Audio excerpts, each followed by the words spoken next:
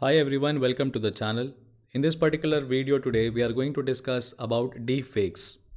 Now deepfakes बहुत ज़्यादा news में आ रहे हैं और इसके ऊपर द हिंदू का एडिटोरियल आया है जो कि बहुत इंपॉर्टेंट है आपके GS3 के पॉइंट ऑफ व्यू से। किस तरीके से डीपफेक का इस्तेमाल करके आपके इलेक्शंस हाईजैक किए जा सकते हैं, एक लॉ एंड ऑर्डर का सिचुएशन क्रिएट किया जा सकता है, इन सभी मुद्दों पे इस पर्टिकुलर एडिटोरियल में बात कर रहे हैं। और वो भी तब जब भारत में जो मौजूदा कानून है वो बहुत कम है। It is not that strong, इतना मजबूत नहीं है कि वो डीप फेक का मैलिशियस यूज़ यानी गलत उपयोग को रोक सके।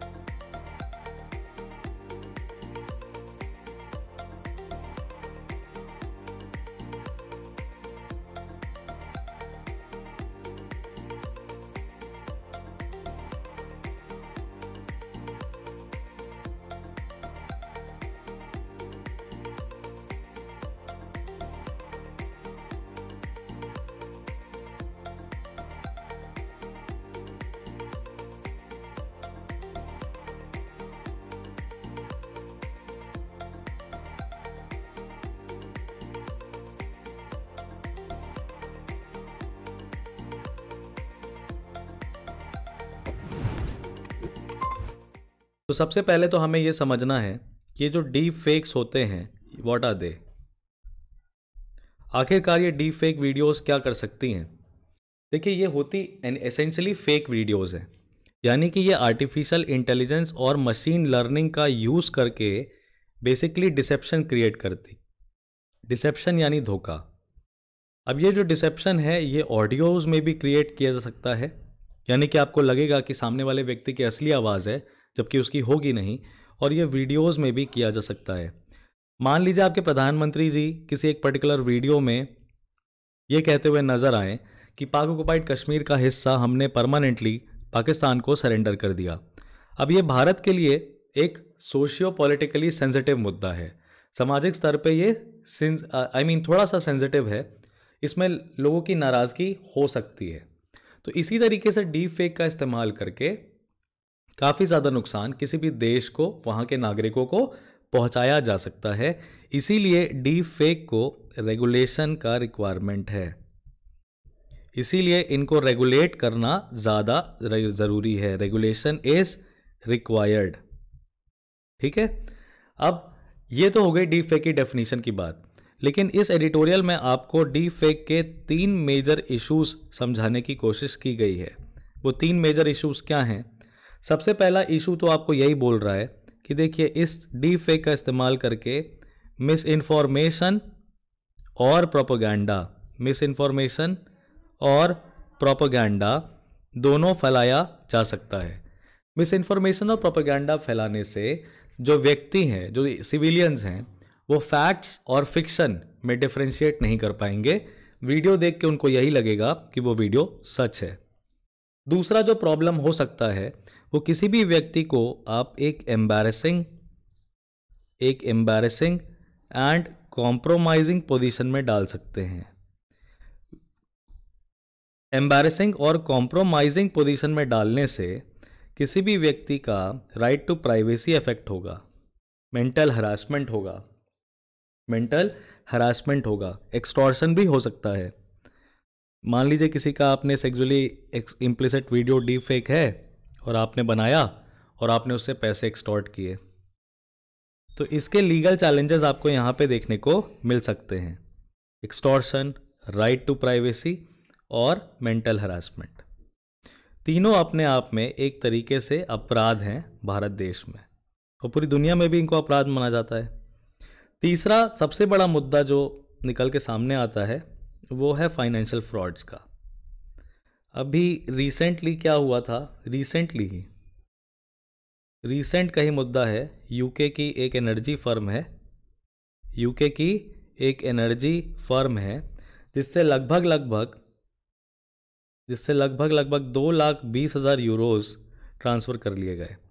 मुद्दा ये था कि इनको कॉल आया, यूके की एनर्जी फर्म के सीईओ को कॉल आया इन्होंने उठाया, सामने जिसकी आवाज़ लग रही थी वो जर्मनी का एनर्जी सप्लायर जो था यूके के लिए, उसकी आवाज़ लग रही थी, तो उन्होंने उनको 2,20,000 रुपये यूरो ट्रांसफ़र कर दिया। बाद में पता चला कि वो फर्जी कॉल था। तो इसका मतलब जो ऑडियो कॉल सुनाई दे रहा था वो इतना क्लियर था, इतना ज़्यादा अच्छे से मैनिपुलेटेड था कि आप आवाज़, एक्सेंट, किसी में भी डिफरेंस नहीं कर पाए।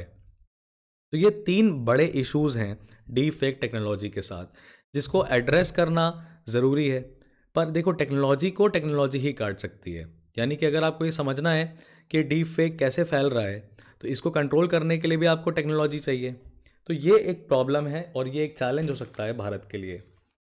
तो भारत, एक अच्छा सा टर्म भी आता है हमारे लिए भारत के ऊपर बात करने के पहले, इसको कहते हैं लायर्स डिविडेंड। इसी एडिटोरियल में एक टर्म यूज़ किया गया है, लायर्स डिविडेंड। झूठ को फैलाने के लिए जिस टेक्नोलॉजी का इस्तेमाल किया जा रहा है, उसी झूठ को फैलाने वाली टेक्नोलॉजी का इस्तेमाल करके एक झूठा आदमी किसको झुठला सकता है? सच को।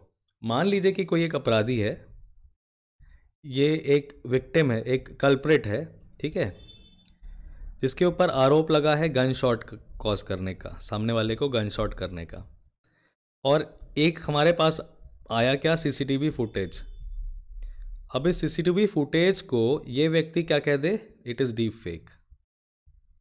तो ये सीसीटीवी फुटेज के ऊपर पूरा का पूरा क्वेश्चन मार्क रेज हो जाएगा ना। तो ये एक टर्म है जो कि हमारे प्रोफेसर डैनियल कीट सेट्रॉन और रॉबर्ट चेस्ने ने क्वाइन करा था, और करा था डीप फेक ये करा सकता है, जहाँ पे इंडिविजुअल्स अपनी एक ऑथेंटिसिटी, एक जेन्युइन कंटेंट की डिनाई कर देंगे, कह देंगे कि ये डीप फेक है। अभी भारत में एक डीप फेक्स का सिक्योरिटी इम्प्लीकेशन ज़्यादा है। सिक्योरिटी इम्प्लीकेशन क्यों है इसका ज़्यादा? क्योंकि इंडिया का जो नेबरहुड है पाकिस्तान और चाइना की तरफ से अगर हम देखें तो हॉस्टाइल हो चुका है। तो इसमें पाकिस्तान एंड चाइना बेसिकली इसका मिसयूज़ कर सकते हैं। हालांकि यूपीएससी के पेपर में कभी भी हम कंट्री स्पेसिफिक नाम नहीं लिखेंगे, तो हम लिखेंगे नॉन फ्रेंडली नेबरिंग कंट्रीज़। अब नॉन फ्रेंडली नेबरिंग कंट्रीज़ में कोई भी आ सकता है ना। नॉन फ्रेंडली नेबरिंग कंट्रीज़ जो हैं वो बेसिकली डीप फेक का इस्तेमाल कर सकती हैं आपके इलेक्शन प्रोसेस में मैनिपुलेशन करके, पब्लिक ओपिनियन बदल के। जैसा कि मैंने आपको बताया कि आपके प्राइम मिनिस्टर कुछ बोलते हुए सुनाई दे जाएं। अभी रिसेंटली ताइवान ने आरोप तो लगाया ही है, किस पे? Taiwan has blamed China. Taiwan has blamed China. और चाइना ने बेसिकली एक लॉ निकाला जो कि कह रहा है 10 जनवरी 2023 से किसी भी तरह का डीप फेक का वीडियो प्रोहिबिटेड है। इसका मतलब चाइना में ये चीज़ ऑलरेडी बड़ी कॉमन है, डीप फेक वीडियोज़ का इस्तेमाल करना। दूसरा जो कह रहे हैं यहाँ पे, एस्पियोनाज एक्टिविटी। एस्पियोनाज एक्टिविटी क्या हो सकती है? एस्पियोनाज एक्टिविटी मतलब स्पाइंग एक्टिविटी। स्पाइंग एक्टिविटी का मतलब कि मान लीजिए किसी अधिकारी के खिलाफ, सरकारी मंत्री के खिलाफ एक तरह का वीडियो बना दिया गया और उससे स्टेट सीक्रेट्स निकलवा लिए गए। तो एस्पियोनाज एक्टिविटी जो है वो काफ़ी ज़्यादा बढ़ सकती है, आपकी चीज़ें इस्तेमाल की जा सकती हैं। और ये हवा में बातें नहीं कर रहे हैं। 2019 में एक केटी जोन्स नाम का लिंक्डइन प्रोफाइल पकड़ाया गया। केटी जोन्स नाम का लिंक्डइन प्रोफाइल पकड़ाया जो कि वॉशिंगटन डीसी यानी कि अमेरिकन्स के ऑफिशियल्स सभी से कनेक्टेड था, और कहा गया कि एआई लेड, ये एआई आर्टिफिशियल इंटेलिजेंस द्वारा governed espionage activity, spy activity हो रही थी। और तीसरा जो कंसर्न है वो है पब्लिक आउटरीच का। पब्लिक आउटरीच का हो सकता है, कोई भी इन्फ्लेमेटरी वीडियोस शेयर की जा सकती हैं, इन्फ्लेमेटरी वीडियोस क्रिएट की जा सकती हैं, और आपके basically public order, public law and order के साथ छेड़छाड़ की जा सकती है। तो ये 3 मुद्दे हैं बड़े बड़े जो कि डीप फेक टेक्नोलॉजीज़ के साथ हमें देखने को मिलते हैं। और अभी हमें समझना पड़ेगा कि करंटली इंडियन लॉ क्या है। What is the current Indian law? तो करंटली इंडिया में ज़्यादा लॉज तो है नहीं। एक इंडियन पीनल कोड है जो कि इसको रेगुलेट करता है, और दूसरा आपका इंफॉर्मेशन टेक्नोलॉजी एक्ट है सन 2000 का जो कि इसको रेगुलेट करता है। कैसे? ज़्यादा रेगुलेट नहीं करता है। आईपीसी में एक सेक्शन है 500 जो कि डिफेमेशन की बात करता है कि अगर किसी को भी डिफेम किया तो उसको सज़ा मिलेगी, तो ये डिफेमेशन को एड्रेस करता है। आईटी एक्ट के कुछ सेक्शंस हैं, सेक्शन 67 सेक्शन 67A जो कि सेक्सुअली एक्सप्लिसिट कंटेंट की बात करते हैं, ठीक है। सेक्सुअली एक्सप्लिसिट कंटेंट जो है उसका डिस्ट्रीब्यूट किया, जनरेट किया, तो उससे रिलेटेड सज़ा है। लेकिन फिर ये भी डीफेक टेक्नोलॉजी के द्वारा यूज़ किया जा सकता है, उसको भी एड्रेस नहीं करता। डिफेमेशन भी सेक्शन 500 में ये नहीं कहता कि डीफेक टेक्नोलॉजी यूज़ की जा सकती है। और एक्सटॉर्शन है तो एक्सटॉर्शन तो डीफेक का इस्तेमाल करके करेंगे ही करेंगे। तो आइडेंटिफाई जब करेंगे कि ये डीफेक की वजह से हुआ तभी तो पनिश कर पाएंगे, वरना तो आप ओरिजिनल मान लेंगे। तो बड़ा ही यूनिक बैलेंस चाहिए इसमें टू प्रूव और डिसप्रूव कि जो ओरिजिनल कंटेंट है वो ओरिजिनल है या डीफेक्ट है।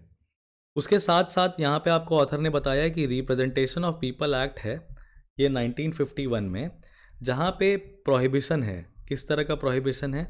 किसी भी तरह का फेक या मिसलीडिंग कंटेंट शेयर करना। कोई भी पॉलिटिकल पार्टी, कैंपेनर किसी भी तरह का मिसलीडिंग या फेक कंटेंट शेयर नहीं कर सकता। इसमें कुछ पेनाल्टीज़ हैं। तो representation of people act 1951 election के दौरान इन्वोक होगा। उसके बाद आपको कह रहा है कि इलेक्शन कमीशन ऑफ इंडिया जो है वो एक तरह की रेगुलेटिंग बॉडी बन जाती है। ये रेगुलेटिंग बॉडी कब बन जाती है? चुनावी प्रक्रिया के दौरान। तो किसी भी तरह का अगर आप मान लीजिए कोई एडवर्टीजमेंट है, चाहे विजुअल हो चाहे ऑडियो वाला हो, उसको प्रायर अप्रूवल लेना पड़ता है। यानी कि पूरा ऐड बन के तैयार हो जाएगा, फिर इलेक्शन कमीशन ऑफ इंडिया के पास जाएगा और फिर इलेक्शन कमीशन ऑफ इंडिया उसको येस और नो कह सकती है before it is set out, public के सामने दर्शाने के पहले। लेकिन ये रूल्स कहीं से भी नहीं, दे डू नॉट एड्रेस, ये कहीं से कहीं तक they do not address deep fake technology. तो इंडिया में लॉ की रिक्वायरमेंट तो है, और यहाँ पे डिजिटल इंडिया जो बिल है जो प्रपोज किया गया, डिजिटल इंडिया बिल जो प्रपोज करा गया, उसका इम्पोर्टेंस जो है वो बढ़ जाता है, ठीक है, डिजिटल इंडिया बिल का। पर डिजिटल इंडिया बिल ऐसा भी नहीं होना चाहिए, that should not suppress, it should not suppress AI innovation. इसको AI इनोवेशन को सप्रेस नहीं करना चाहिए। हाँ, लेकिन ये कोशिश ज़रूर कर सकता है। AI इनोवेशन सप्रेस नहीं करे तो क्या करे? It can basically try to settle the score and regulate deep fakes, so in this particular editorial we had discussed कि क्यों रेगुलेट करना ज़रूरी है डीप फेक्स का, क्या उसका मतलब होता है, क्या है लायर्स डिविडेंड, और इसके भारत के लिए सिक्योरिटी इम्प्लीकेशंस क्या क्या हैं। आपको अपना ओपिनियन अगर कुछ देना है तो आप हमको कमेंट सेक्शन में ज़रूर बताइएगा। हम मिलते हैं आपसे अगले एडिटोरियल एनालिसिस में।